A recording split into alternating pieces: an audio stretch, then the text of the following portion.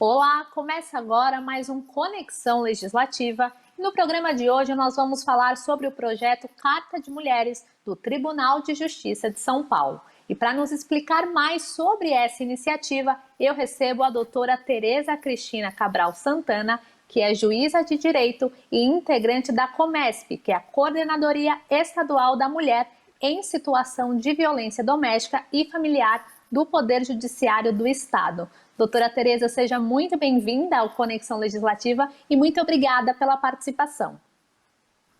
Eu é que agradeço o convite, Amanda, agradeço a oportunidade de falar sobre esse projeto, todas as pessoas que estão nos assistindo. Esse que é um projeto, uma construção do tribunal e que a gente acredita bastante nele.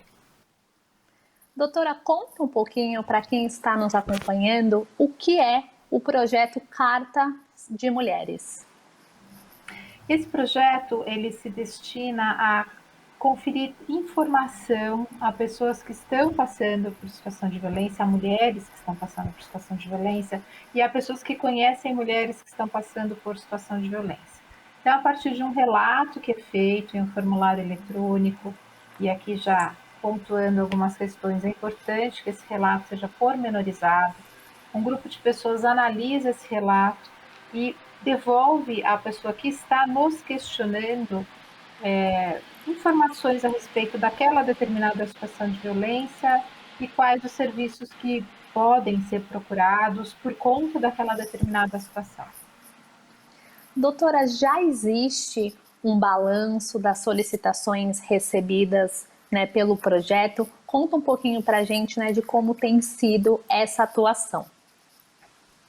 A gente tem quase 1.700 formulários já respondidos desde o início do projeto, que foi final de março, começo de abril do ano passado, coincidindo aí com uma fase bastante complicada, que é essa que a gente está passando, que é a fase da pandemia, essa urgência, emergência sanitária. A gente tem bastante procura e a gente faz um balanço, a gente faz uma análise, até para que a gente possa efetivamente avaliar se esse projeto está sendo útil, se as pessoas têm feito essa busca. Então, a gente avalia o tipo de questionamento que é feito, quais são as violências que são noticiadas, da onde vem, inclusive tem um recorte racial e um recorte de gênero que é extremamente importante para a gente também fazer esse tipo de avaliação. E também as pessoas que praticam, aquelas violências que são noticiadas. Gostaria, doutora... Desculpa, Amanda. Não, pode continuar. Desculpa. Não é que, na verdade, o relato que nos vem, esse balanço que nós fizemos, eles vêm ao encontro daquilo que a gente conhece sobre a violência de gênero, né? Então, existe muito relato sobre violência psicológica, que é uma violência que ela se faz bastante presente em pessoas que estão passando por um ciclo da violência, e é uma violência que tem vindo a chamar mais a atenção das pessoas, as pessoas têm se conscientizado mais sobre o que é essa violência psicológica e também por parte daqueles que são os autores da violência, que na maior parte são homens, companheiros ou ex-companheiros, maridos ou ex-maridos, namorados ou ex-namorados. A senhora citou essa questão da violência psicológica, Porque muitas vezes, quando a gente fala de violência contra a mulher, as pessoas tendem a pensar só na violência física. Então, eu gostaria que a senhora explicasse um pouquinho mais, quais são os tipos de violências cometidos contra as mulheres e que são aí, então, reportados ao projeto. Olha, a Lei Maria da Penha, ela traz um detalhamento sobre os tipos possíveis de violência, artigo 7º da Lei Maria da Penha, e ela retrata 5 tipos de violência. E já no artigo 7º, ela também nos conta, e a Lei Maria da Penha, lembrando que é uma grande conquista para a realidade brasileira, é uma lei que é reconhecida como uma das 3 melhores leis do mundo, e a gente precisa reconhecer a importância dessa legislação. Já no próprio artigo 7º, ela diz que sem prejuízo de outras violências que eventualmente venham a acontecer, o que nos informa e nos leva à conclusão de que, na verdade, a intenção da proteção é a mais ampla possível, Então, ela traz esse recorte de 5 violências: a violência psicológica, a física, a violência moral, a violência sexual e a violência patrimonial.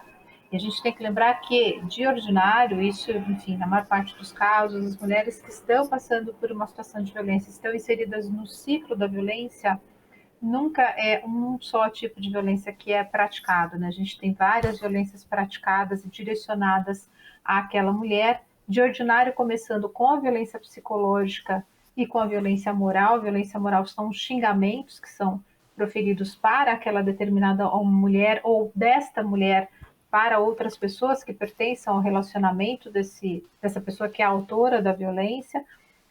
A violência psicológica, que são todas as restrições que são impostas, né, o que a gente chama de um relacionamento abusivo, no sentido de um relacionamento que excessivamente é possessivo, onde existe esse ciúmes excessivo que impede que a pessoa exerça autonomamente toda aquela liberdade que ela precisa exercer para que seja um ser humano, né, e não tenha os seus direitos violados de alguma forma. Então são as proibições, né? Não pode usar roupa curta, não pode usar batom vermelho, não pode sair com as amigas, não pode trabalhar fora de casa, não pode estudar, ou então mesmo que trabalhe ou estude, existe uma vigilância constante daquele determinado tipo de comportamento. E também dentro da violência psicológica, a gente tem todas aquelas condutas que fazem com que essa mulher se veja diminuída diante daquela determinada pessoa que é a autora da violência, né? Diminuir a autoestima dessa mulher. Então, esse contexto faz com que haja uma dificuldade muito grande para que o ciclo da violência seja quebrado. Então, de ordinário começa assim, porque se a gente for pensar dentro de um relacionamento, se a violência física é praticada como a primeira violência, de ordinário as pessoas conseguem reagir, né? Ninguém gosta de apanhar. Essa fala de que mulher gosta de apanhar, mulher de malandro, na verdade não são alegações e são análises que não correspondem à realidade. O que faz com que uma mulher não reaja a uma violência física, e a maior parte delas é extremamente cruel, é o fato dela estar inserida no que a gente chama de ciclo da violência. Então a resistência dela àquela violência que está sendo infligida acaba não acontecendo. E a partir daí, várias outras violências. A violência patrimonial, que é uma violência que a gente precisa lembrar que ela existe, né? Porque, obviamente, sem dinheiro, sem uma autonomia, uma independência financeira, nenhuma pessoa consegue sair do ciclo da violência. E a violência física e a violência sexual também. Lembrando que a sexual é não só o ato de violência sexual produzindo um estupro ou algum outro tipo de crime que implique nessa violência, nessa violação do corpo dessa mulher, como também as impossibilidades que são criadas para a utilização de métodos contraceptivos que essa mulher entenda necessários e pertinentes para poder fazer frente a esse cuidado necessário, né, dessa sua vida sexual. Doutora, a senhora citou essa questão, né, que muitas vezes são diversos tipos de violência que são cometidas contra a mulher. Essa violência pode ser do namorado, do marido, do companheiro. Na avaliação da senhora, esse momento de pandemia em que as pessoas, né, precisam se isolar, precisam ficar mais em casa até para se proteger, isso pode de alguma forma alavancar os casos de violência contra as mulheres? Pode fazer com que elas fiquem ali reclusas com o agressor? Sim, eu acho que os dados já nos mostram isso, né? Essa dificuldade em acessar os serviços de acolhimento e proteção.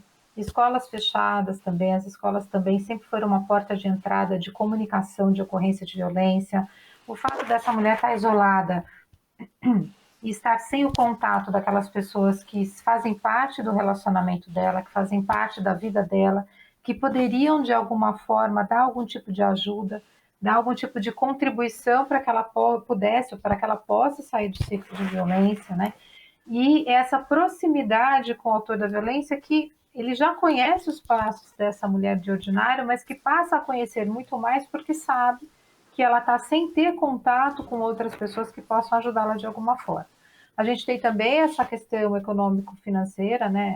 Essa dificuldade patrimonial, lembrando que a gente já tem índices e informações que nos contam que muitas mulheres não puderam desenvolver a sua atividade profissional por conta dessa questão da pandemia, né, que trouxe restrições.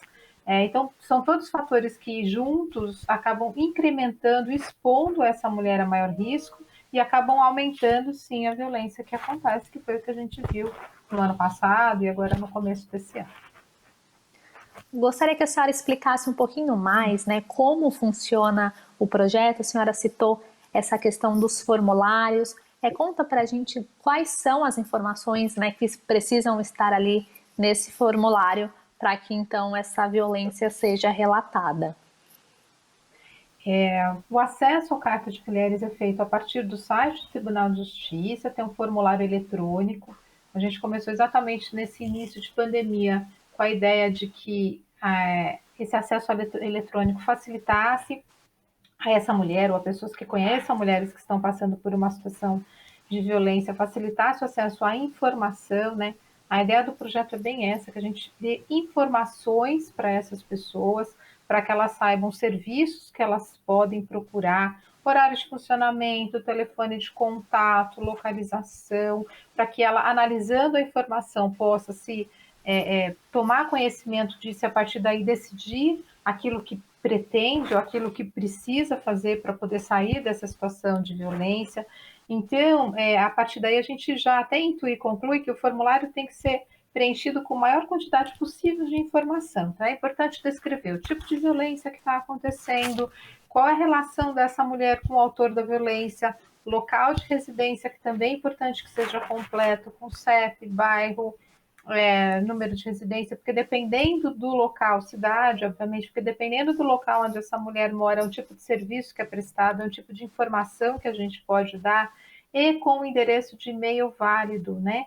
Porque esse formulário, esse projeto, ele não se destina a comunicar a violência para terceiras pessoas ou a instituições, né? Não é um disque denúncia, 180, 190, né? A ideia é outra, a ideia, na verdade, é a gente devolver as informações para essa pessoa ou para essas pessoas que nos consultaram, né?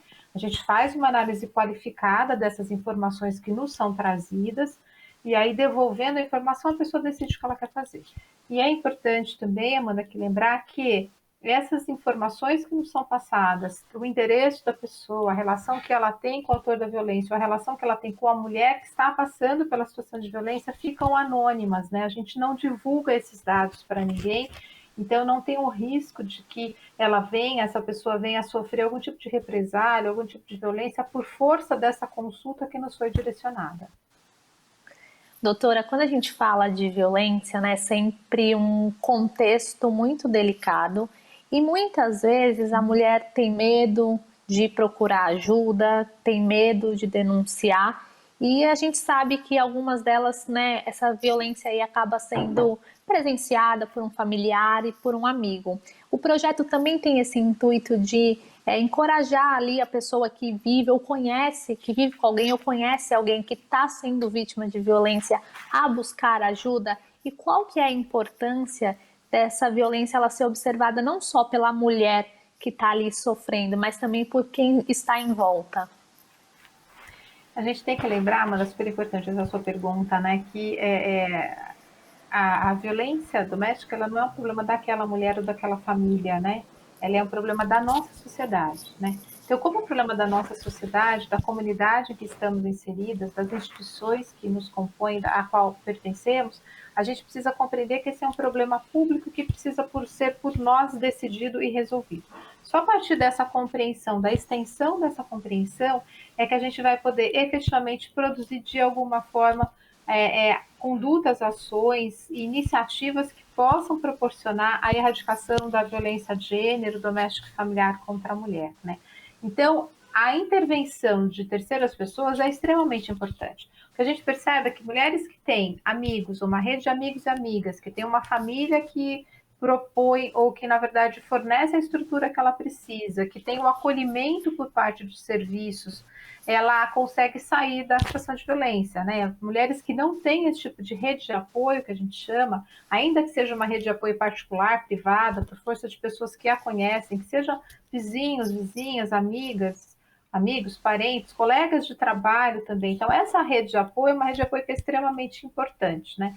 E por isso que eu também acho interessante o projeto, porque essas pessoas que assistem, que escutam, né, e que sabem de situação de violência pela qual pessoas conhecidas estão passando, também podem nos consultar e a gente dá os caminhos que elas precisam seguir para poder ajudar essa pessoa, né?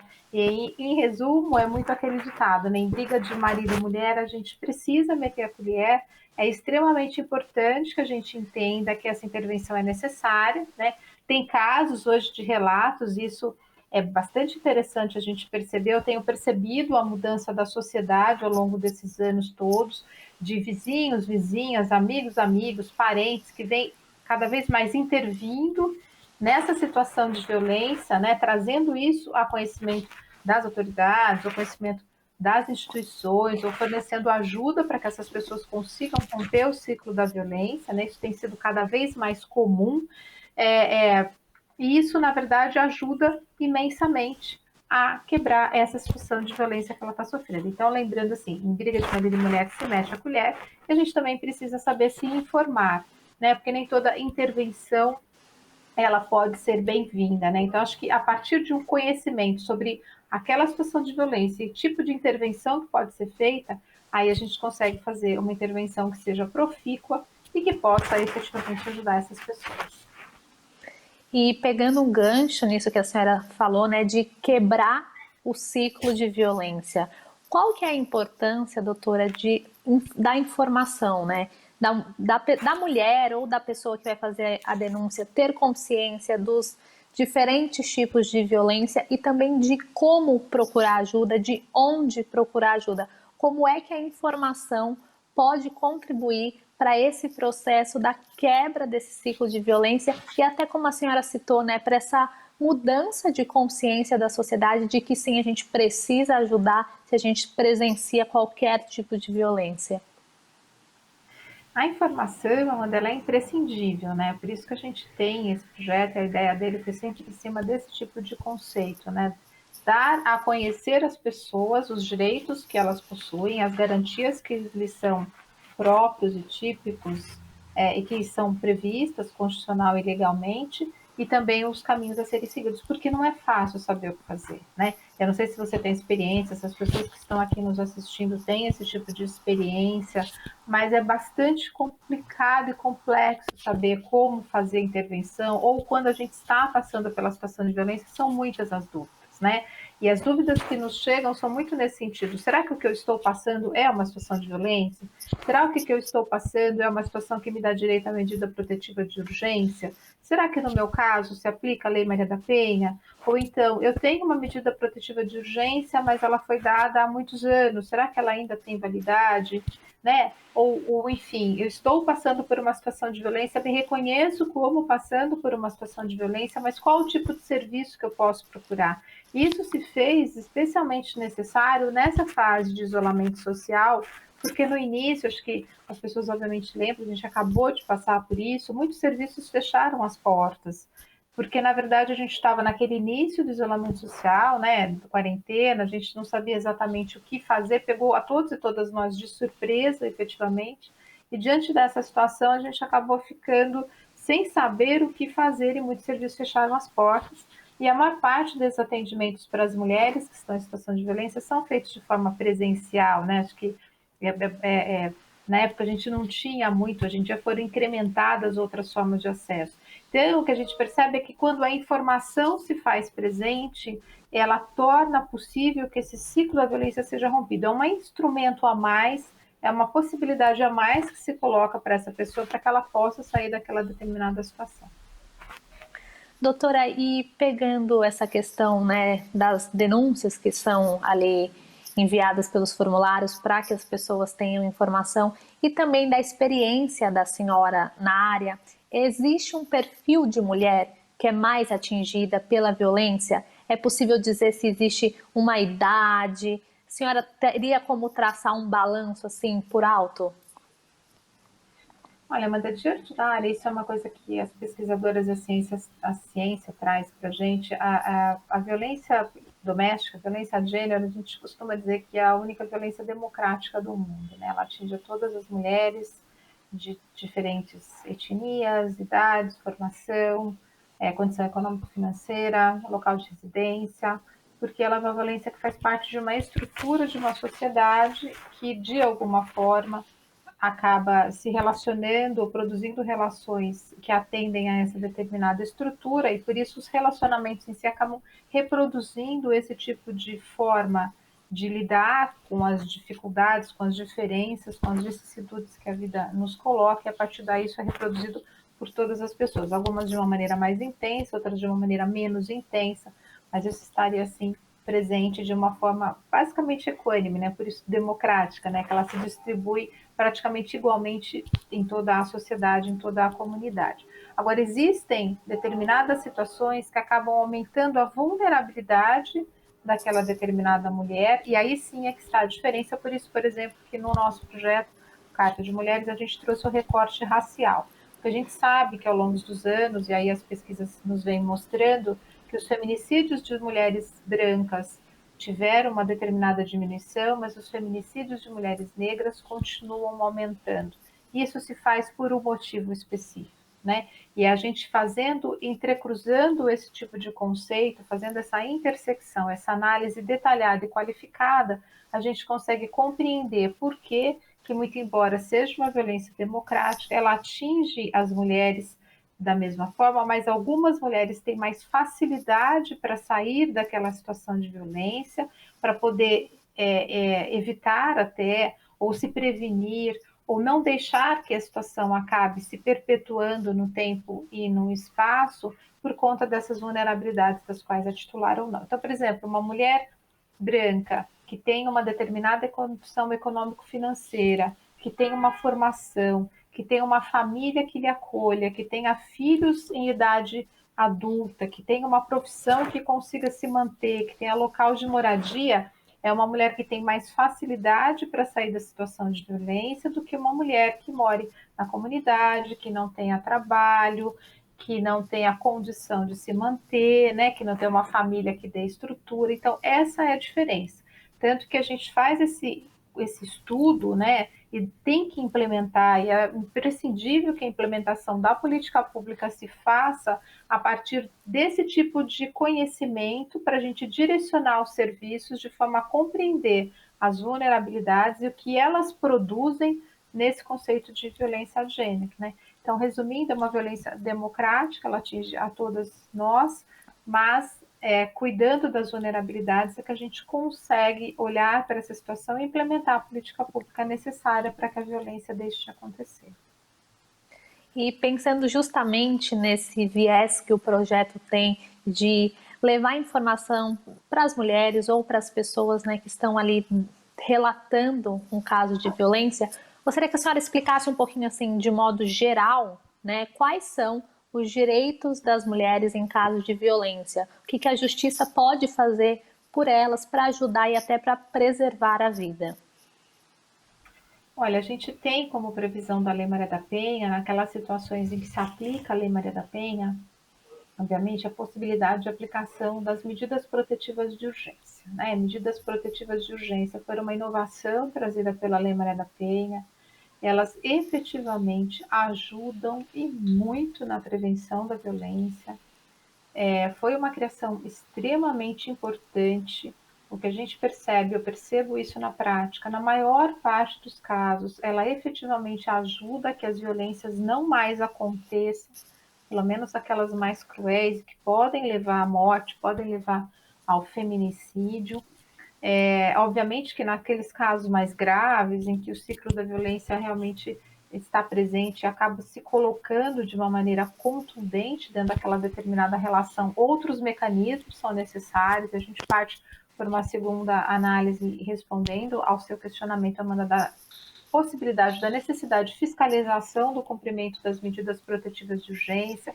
Hoje a gente já tem iniciativas nesse sentido. Em Santo André, por exemplo, a gente tem a Patrulha Maria da Penha com a Guarda Civil, né, que faz a fiscalização do cumprimento dessas medidas protetivas de urgência. O Tribunal de Justiça, a Coordenadoria e a Secretaria de Administração Penitenciária também estão tentando proporcionar a fiscalização do cumprimento dessas medidas a partir de dispositivos eletrônicos que consigam fazer esse tipo de patrulhamento, esse tipo de fiscalização, né? Porque, obviamente, concedida a medida protetiva, é importante que, se o autor da violência se aproxima daquela mulher, um determinado mecanismo se faça presente para impedir que as violências sejam aplicadas.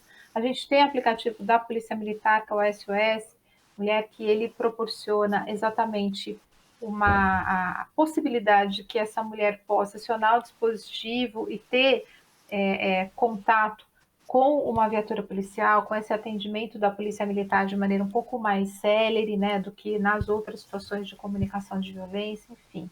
Então, esses são direitos todos que são postos pela legislação atualmente vigente, que é medida protetiva de urgência, obrigação de todas as instituições, organizações, sociedade civil de fiscalização do cumprimento dessas medidas e, em caso de descumprimento, aí sim a gente tem medidas mais restritivas que atuam até a decretação da prisão preventiva do autor da violência por conta de um descumprimento e por colocar a vida dessa mulher em risco, né, com situações graves de feminicídio.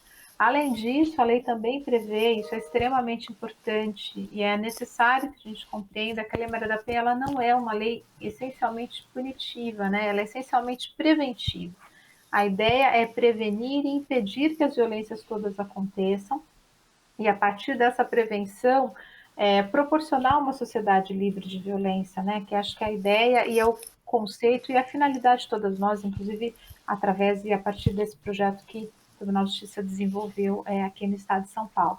Então, essa prevenção ela se faz de diferentes formas, tanto a partir da concessão das medidas protetivas de urgência, como também a partir da inserção dessa mulher e desse homem também, né? Porque a gente precisa lembrar que a mulher precisa sim de atendimento, acolhimento e proteção, mas esse homem de alguma forma precisa compreender que aquela determinada violência não é aceitável, que existem outras formas de relacionamento, que é possível que isso se desenvolva de um outro jeito, e a partir dessa conceituação, não mais praticar violência. Então, inserir mulher que está passando por situação de violência e um homem que está agredindo, que está praticando a violência em uma política pública de acolhimento e de atenção e de ressocialização. Né? Isso é bastante importante, é uma outra previsão da Lei Maria da Penha e é um direito dessas pessoas também, né? De serem inseridos nesses projetos de acolhimento e proteção, na política pública, no serviço de atendimento, para que essas violências não mais aconteçam.